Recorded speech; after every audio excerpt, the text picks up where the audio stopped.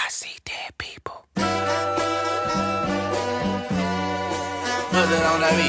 All right, yo. What's up, everybody? Something different right here. We got the one and only Ramirez, Montana, creator of Montana World. I remember the first time I tried to look at like stuff on, I guess, the Explore page, and I saw you on my Explore page, and immediately I was drawn to all your stuff. So what was like your main goal when first starting your brand?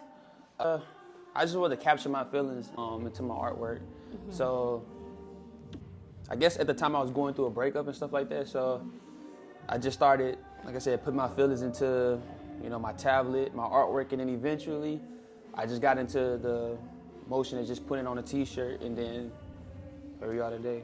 Mm-hmm, mm-hmm. So did you think that this was ever going to get this far? Did you think a whole bunch of people were going to be? I feel like I've always been ambitious, so I just feel like I always felt like if I would have just applied myself, it was gonna make it somewhere. Okay. I fuck with it. All right. So that you said your reason being was going through a breakup. Who was your target audience?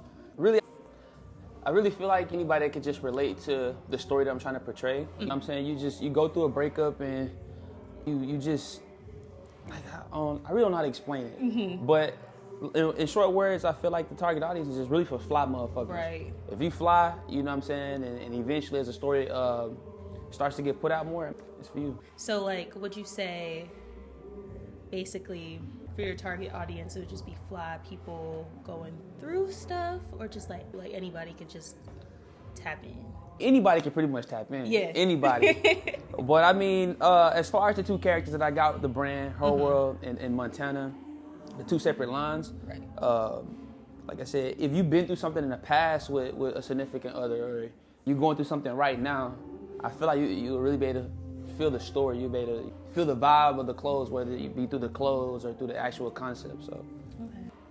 All right. So I think we already went through the reason, but let's get a little bit more deeper. Mm-hmm. Just what was the reason behind, like, I guess, the type of design? The design, why clothes? Mm-hmm. You probably chose like shoes, something else. Why clothes?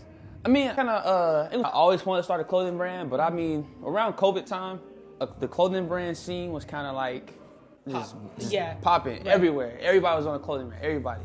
And at the time, I mean, I had already done YouTube. Mm-hmm. I was already into painting. I was already drawing. And I was also doing YouTube at the time. Right. And I just felt like the clothing brand it was just perfect because I was able to put all of that into one. Long story short, because I'm really bad at summarizing stuff. Long story short, like I said, I was going through a breakup, and I really felt like there's always two sides of the story. Mm-hmm. And I feel like in a way it was me capturing like the beauty behind the madness. You're dating somebody and you 3-4 years strong, and you feel like this person is really yours. Right. You really feel like this is it. This is your soulmate. Mm-hmm. And all else just fails. Like everything that could have went wrong goes wrong. Mm-hmm. And the brand, I feel like, don't get me wrong, it's a fucked up feeling because now I'm saying like all those years are wasted. But at the same time, you took it and you put it into something more. Yes, basically. And then high key, most people would just dive into stuff like that and they would just be like, all right, like I'm just doing it for the money. But like you had an actual story. Fuck with it. I fuck with that. All right. We got a little too deep into that question. I was just like, yeah, all right. So in 5 years from now, where do you see yourself? You still doing clothes or like where did That's a good question. YouTube. You said you do YouTube. Mm-hmm. Do you plan on making this a part of it too? Like, yes. Mm-hmm. I definitely see the YouTube most definitely being rebranded and me doing more, behind the scenes with the clothing brand, showing people what it's like, the day in the life of a clothing brand owner. Right. And also doing more interviews and stuff like that to kind of,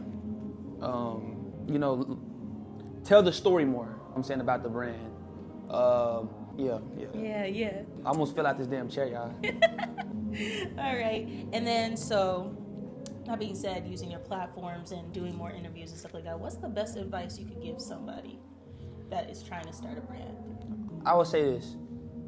If you want to start your brand or your business, do it. Don't sit back and give yourself 100 reasons why you shouldn't start it or why you should wait Because at the end of the day, anybody can come up with multiple reasons not to do something. You know what I'm saying? And a lot of people, they always come to me and be like, oh, I want to start the brand with like my best friend, or I want to do it with this homeboy. And it's kind of like, if you are really passionate about starting that business or that brand, you do that solely on your own. Don't pair yourself up with somebody else, because at the end of the day, you don't know if in the long run that, you know, their mindset might change. Because a lot of people, they just probably was talking late night, came up with this brilliant ass idea, and in reality, like in the long run, like I said, as weeks progress, that drive kind of dies down, and now you kind of like, well, man, this dude dropped the ball on me. He kind of fucked me in the process because we both invested in this together. So my best advice would be start the business on your own, get your business to where you want it to be financially, have a plan, actually know where you want your business to be in the next 6 months to a year. And like I said, and just be, like, you really gotta want that shit. You really gotta want it. You just can't half-ass want it. What if I want to do it for just the money? A lot of people definitely do the clothing brand stuff because of the money. Right. But I have no passion. I just want to do it for the money.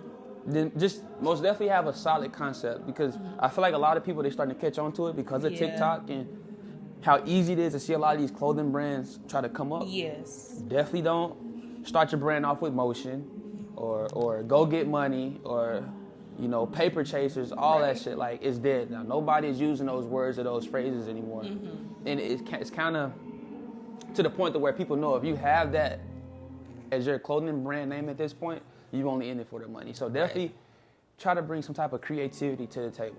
All right. And if you had the chance, so that we get in a little deep, this is the last question, but if you had the chance to speak to your past self before even making the brand, what's the one thing that you would tell them to do? Man, I actually tell my old self. The biggest one thing. I'm gonna be honest. Get rid of attachments. As soon as you see a red flag, hey, you gotta go.